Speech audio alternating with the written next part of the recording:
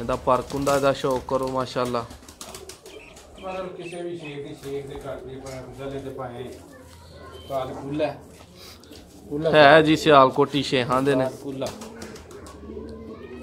माशाअल्लाह।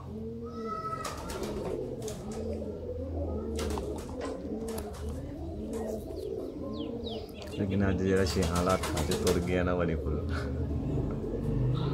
माशाअल्लाह।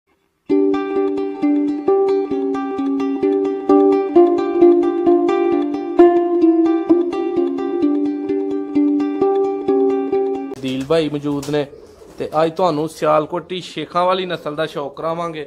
बहुत ही नायाब नस्ल है, बहुत ही कीमती नस्ल है ते बहुत ही रिजल्टेड घर दे सियाने ते शेख अपना अफजल साहब ने जिन्हां दे घर दे ने शेख अतीक टिक्की उन्हां दी घर दी नस्ल है। ये उस्ताद जी किन्नी पुरानी नस्ल होएगी?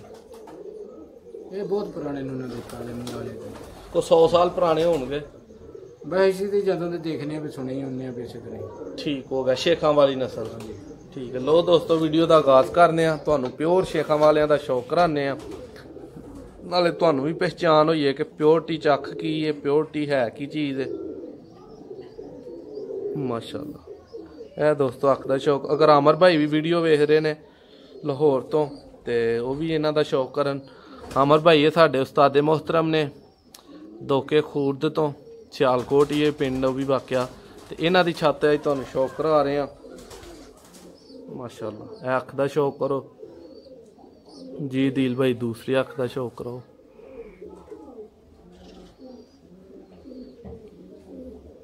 दिल भाई थोड़ी जी अख उत्ते ले आओ बस, ठीक है माशाअल्लाह।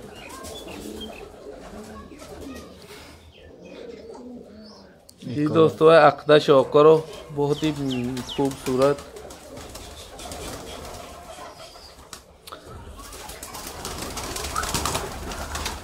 ये जी अपना शेख अफजल टिक्की अतीक टिक्की साहब ने सियालकोट दे हन, उन्हां दी घर दी नस्ल रही है।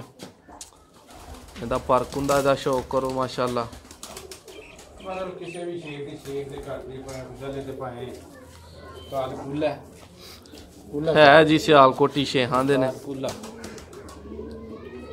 माशाअल्लाह।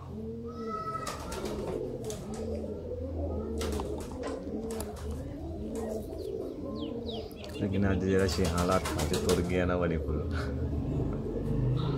माशाअल्लाह। साजी ये भी उड़ा के चेक किते ने? नहीं हले नवे जोड़े बनाने ठीक हो गया, हले नवी ब्रीड शुरू फिर की है माशाअल्लाह।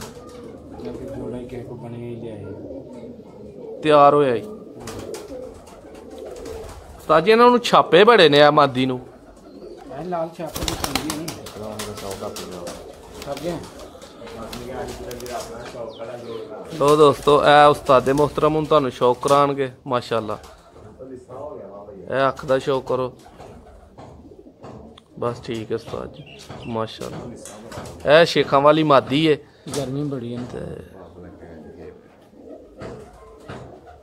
माशाअल्लाह। जी दोस्तों अख दा तुसीं शौक कर दिओ पे उस्ताद जी, दूसरी अख तकाओ हाँ।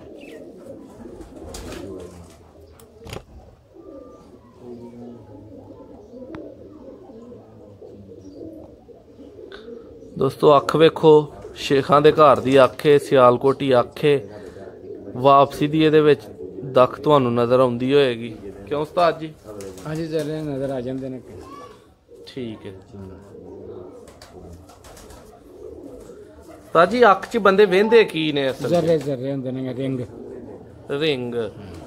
ठीक हो गया, वो रिंगा तो फिर पहचान करी दी है कि घर दी वापसी लई सियाने ने या की इन्हां दा चक्कर है? उस्ताद जी भर कुंदा खोलो जरा माशाअल्लाह। जी उस्ताद जी दूसरे भर कुंदे दा शौक कराओ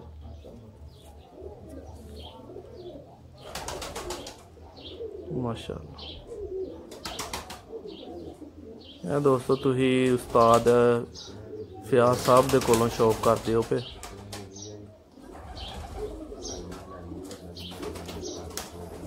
पंजियां दा शौक करो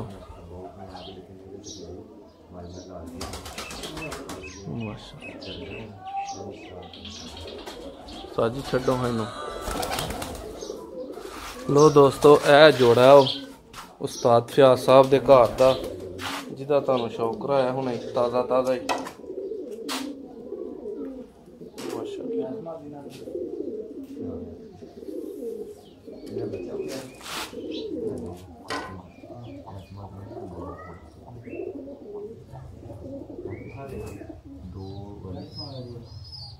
ਦੋਸਤਾਂ को इजाज़त चाहांगे। एक नवी वीडियो एक नवा मौजू लैके तुहाडी खिदमत च दोबारा हाजिर होवांगे। अज लई इजाज़त दवो।